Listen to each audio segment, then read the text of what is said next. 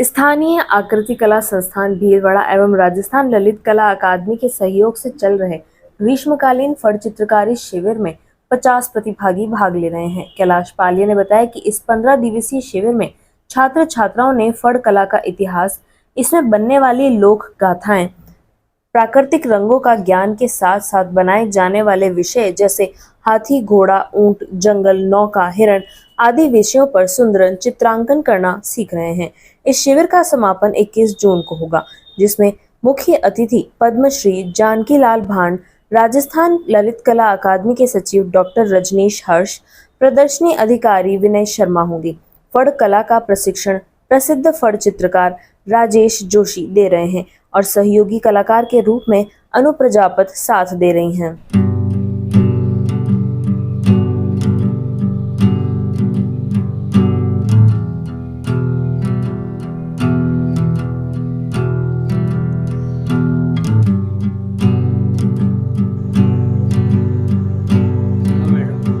अब बताइए, आप ये जो चित्रकला फड़ चित्रकला सीख रही है इस सेमिनार में, आपको ने क्या सीखा, क्या महसूस हुआ यहाँ पर?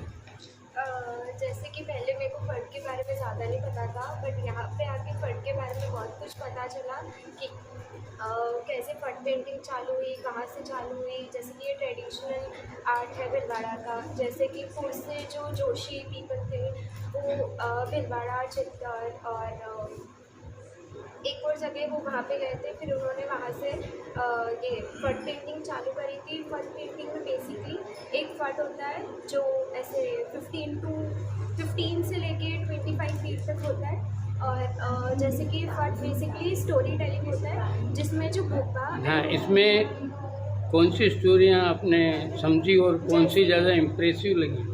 जैसे कि देवनारायण भगवान की और बापू जी की जो होती है, वो स्टोरी बेसिकली ऐसे पूरी स्टोरी टेलिंग करते हैं। और इसमें जो भोपा एंड भोपी होते हैं, मेल एंड फीमेल, ये ऐसे डांस करके और पूरा ऐसे मतलब पूरा ऐसे करके, और फिर जो सामने पीपल होते हैं उनको बताते हैं। और जैसे कि अगर कोई भी तमन्ना मांगता है और वो पूरी हो जाती है, तो ये पीपल गांव में जाते हैं और फिर उनको पूरी स्टोरी बताते हैं कि ऐसे ऐसे हुआ था। ये जो चित्र बनाना, इनकी जो थ्योरी है बनाने की स्टाइल, हाँ, वो कैसे क्या सीखा, किस ढंग से इनके कलर कॉम्बिनेशन होते हैं? जैसे कि इनका बेसिकली जो स्किन होती है वो ऑरेंज कलर की होती है, और इसमें जो मतलब मेल और फीमेल होते हैं, ये हमेशा एक दूसरे को फेस करती है। इनका ऐसे सामने फेस नहीं होता, या तो लेफ्ट होता है या ये राइट होता है। और इसमें मतलब सबके फेस इक्वली होते हैं। जो हायर पोजीशन पे होता है वो राजा होता है, और बाकी सब उनके वर्कर्स होते हैं। और यहाँ पे राजा एंड रानी सेंटर में थे, और बाकी के जो दास्ता है ये यहाँ पे है। और इसकी ऐसी बॉर्डर्स होते हैं, बॉर्डर्स है trees and birds and all. ठीक है, क्या नाम आपका? भूमिका जी। हाँ मैडम, आप जो ये पेंटिंग कर रहे हैं, यहाँ मैं सब देख रहा हूँ कि बच्चे ज़्यादा लोग सीख रहे हैं। आप बड़े उम्र में हैं, तो आपको ये शौक़ कैसे लगा, इसका सीखने का आपका क्या मकसद? मेरे को पेंटिंग में शुरू से इंटरेस्ट था, पर कभी जैसे टाइम ही नहीं मिला। अब समय मिला तो मैंने पहले भी सीखा था, लेकिन अब जैसे ये वर्कशॉप हुई तो पता चला सर से, तो उन्होंने कहा कि अच्छा मौका है अपने को इस फड़ के बारे में, अपनी जो कला संस्कृति के बारे में जानने के बारे में, और इसके बारे में सीखने में आपको अच्छा एक्सपीरियंस मिलेगा, इसलिए मैंने इसको। तो आप जॉब करती हैं या गृहिणी हैं? मैं हाउस वाइफ हूँ। अच्छा, तो इसमें आपने क्या सीखा, क्या आपको ये इम्प्रेसिव लगा कि ये सीखना चाहिए? फड़ हमारी मतलब जो हमारी जड़ों से जुड़ी हुई कला संस्कृति के बारे में संबंधित, जो आज मॉडर्न आर्ट तो काफ़ी है, लेकिन जो शुरू से हमारे जीवन से जुड़ी हुई चीज़ें हैं वो इस फड़ में बताई गई है। और जैसे शाहपुरा कस्बे से आई है फड़, जोशी परिवार की ये धरोहर है, और आगे भी जैसे और जो इसको आगे बढ़ाने की कोशिश कर रहे हैं, तो उसमें अब धीरे धीरे लोगों में जागृति आने लगी है कि हमें फड़ के बारे में और जानना चाहिए। पहले जैसे फड़ के बारे में इतनी जागृति नहीं, अब धीरे धीरे जैसे वर्कशॉप है या संस्थान, आकृति कला संस्थान है, इससे धीरे धीरे लोगों में जागृति आने लगी कि हमारी कला संस्कृति क्या है और इसके बारे में जानकारी। क्या नाम आपका? रेखा जोशी।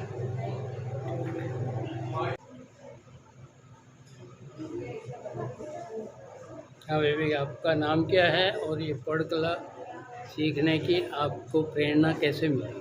मेरा नाम माही मुंदड़ा है। मैं आकृति कला संस्थान की एक स्टूडेंट हूँ और मेरे को मोटिवेट किया सर ने कि मेरे को इस वर्कशॉप में पार्ट लेना चाहिए कि अगर आप भिलवाड़ा के हो और फट यहाँ का ही है तो आपको फट के बारे में पता होना चाहिए। अगर आप कहीं बाहर जाते हो तो पहला सवाल आपसे यही करेंगे कि आप वहाँ हो तो आप वहाँ के बारे में बताइए।